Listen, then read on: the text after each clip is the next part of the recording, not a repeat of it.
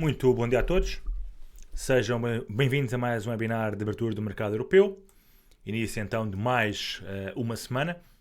Depois da semana passada, os mercados americanos terem interrompido então uma série de 6 semanas consecutivas a subir, como iremos ver mais daqui a pouco, mas começamos então aqui pelo calendário económico para esta semana, com vários dados importantes agendados para divulgação a partir da metade da semana para a frente. Começamos então aqui na quarta-feira com os dados da inflação na Austrália, aqui durante a madrugada. Recordar então que no segundo trimestre a inflação global aumentou 1%, levando então a taxa anual para os 3,8% na comparação anual, e recordar também que foi o primeiro aumento no IPC anual desde o quarto trimestre de 2022. Agora vamos ficar a saber então a inflação do terceiro trimestre de 2024. Espera-se para já um aumento aqui de 0,3 em termos trimestrais e um aumento de 2,9 em termos anuais. Para já recordar também que o mercado de taxas de juro na Austrália está atualmente a avaliar uma probabilidade de apenas 8 pontos base de uma subida das taxas do RBA de 25 pontos base na reunião de dezembro. Depois também na quarta-feira teremos aqui os dados do PIB na zona euro às 10 da manhã. Recordar que no segundo trimestre o PIB cresceu 0,2%, diminuindo 0,3% então do trimestre anterior, e resultou então numa taxa anual do PIB de 0,6%, em linha então com o esperado. Mais especificamente, a França e a Espanha registraram um crescimento mais forte que o esperado, enquanto o PIB da Alemanha contraiu inesperadamente. Para este PIB do terceiro trimestre espera-se então um valor de 0,2% e na comparação anual um aumento então de 0,8%. Recordar também que o mercado de taxas de juros prevê um novo corte de 25 pontos base por parte do BCE na sua reunião de 12 de dezembro, com 23% de hipóteses de haver um corte maior de 50 pontos base. E depois, ainda na quarta-feira, portanto, quarta-feira será realmente o dia mais importante da semana, teremos a decisão de taxa de juros por parte do Banco do Japão às 23 horas.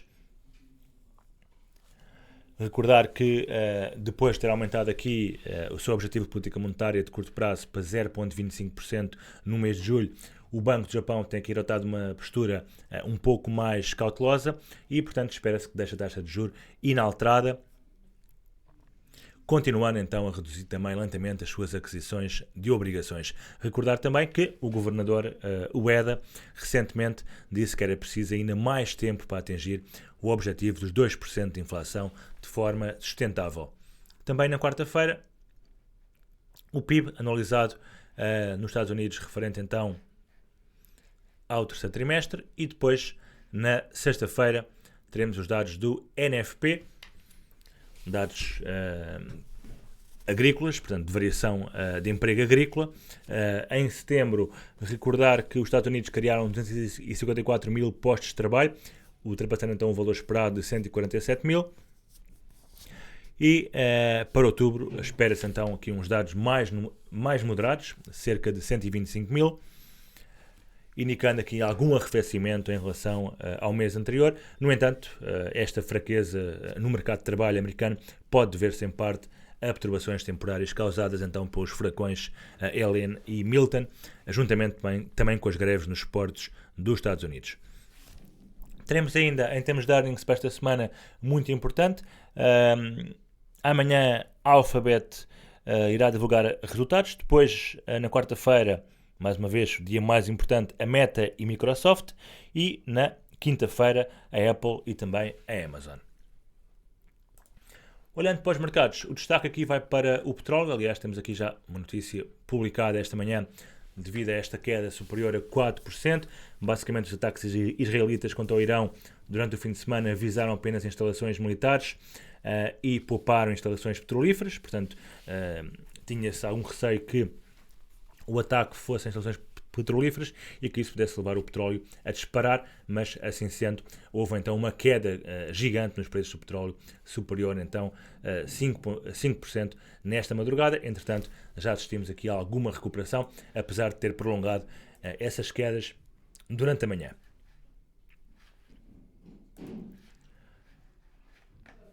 Olhando para Os índices, para já, a ação asiática foi mista, a Europa negocia também de forma mista e também os futuros americanos a negociarem aqui praticamente inalterados em relação ao valor de fecho de sexta-feira, portanto aqui com ligeiríssimas valorizações.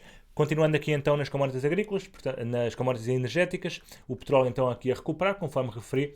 Vamos ver o que é que poderá fazer esta manhã, se irá recuperar outra vez até aqui aos máximos do dia, ou se continua a tendência de queda. Olhando para o gráfico de uma hora, vemos então que já quebrou esta linha de tendência ascendente que aqui temos. O gás natural confirmou então na semana passada a quebra desta linha de tendência, portanto hoje está a corrigir um pouco, mas a tendência parece ser claramente de subida. Olhando para as agrícolas, começando aqui pela soja. A soja então aqui a ativar o cabeça e ombros, veio fazer o reteste, mas não conseguiu reagir em alta, portanto, de certa forma, acabou por invalidar aqui esta figura e, portanto, este trade já não está válido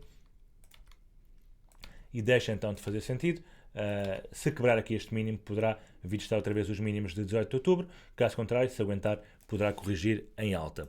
O café, atenção que está aqui outra vez a testar esta linha de tendência descendente. Vamos ver se é desta que quebra a mesma. Tem já aqui 6 pontos de toque. Este é o 7º ponto de toque. Se quebrar em alta, poderemos ter aqui um ponto de entrada fortíssimo no café. Depois temos também aqui o milho e o trigo a recuperar ligeiramente no curto prazo.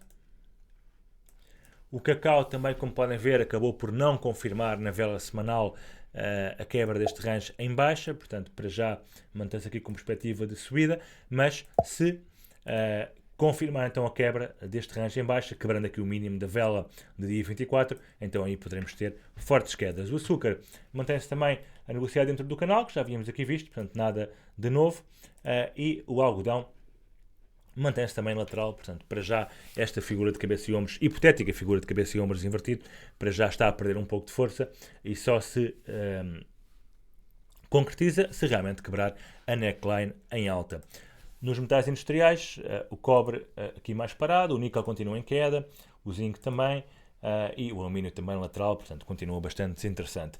Em relação aos metais preciosos, olhando para o gráfico aqui horário, o ouro mantém-se numa fase lateral, a consolidar, deverá manter-se assim mais algum tempo, esta semana, até aos dados do NFP na sexta-feira, mas a tendência é claramente de alta e, portanto, devemos aguardar por correções e quebras de consolidações para entradas longas no ouro.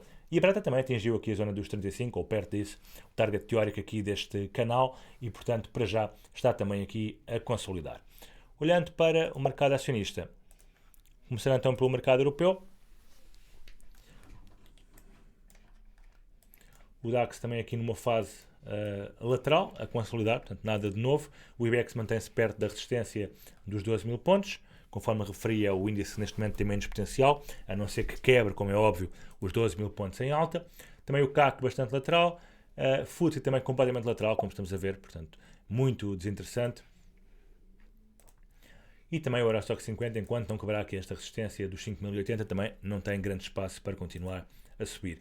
Já os americanos, o S&P 500 parecia ter quebrado aqui este canal em alta na semana passada, depois reintegrou o mesmo e agora voltou para cima, portanto mantém-se para já também aqui lateral. E o Nasdaq também a tentar quebrar aqui a resistência de curto prazo, esta aqui, para tentar atingir os máximos feitos então em julho nos 20.900. O Dow Jones atingiu finalmente então na semana passada, na sexta-feira, o target teórico deste cabeça e ombros que aqui está, portanto finalmente o target foi então atingido e o Russell 2000 mantém-se também bastante lateral, com o VIX mais ou menos estável entre os 18 e os 19,50. Por último, olhando aqui para o mercado de Forex, hoje o dólar é das moedas que mais perde. Temos também um AUD muito fraco no dia de hoje, um CAD também fraco, mas portanto sobretudo dólar, AUD e CAD, as moedas mais fracas, e as mais fortes temos aqui o Yen e também o CHF, a Libra e o Euro. Portanto, assistimos aqui a alguma recuperação das moedas em relação ao dólar americano, que está a cair, volta aqui para os 104, e portanto temos aqui alguma recuperação no EURUSD, também no Cable. O AUD também a recuperar, cá está. Também atingiu aqui este suporte dos 65, 80. Também o NZD a recuperar e o Yen está bastante forte, portanto Euro-Yen a cair, Libra-Yen e sobretudo aqui Dólar-Yen a cair com alguma força no dia de hoje. O Eurocad mantém-se aqui em alta. O franco suíço também está forte, sobretudo aqui em relação ao dólar, portanto a trazer aqui o dólar franco suíço para os 86,60. Por último, no mercado de criptomoedas, sentimento misto no dia de hoje, Bitcoin valoriza 0,75 e olhando para o gráfico conseguimos ver então que a Bitcoin veio então aqui, não veio a retestar, mas veio aqui próximo então do limite superior do seu canal e parece estar a reagir em alta e portanto abre espaço aqui para vir testar os máximos históricos feitos em março deste ano. Por hoje é tudo, ficamos então por aqui. Um bom resto de dia a todos e bons negócios.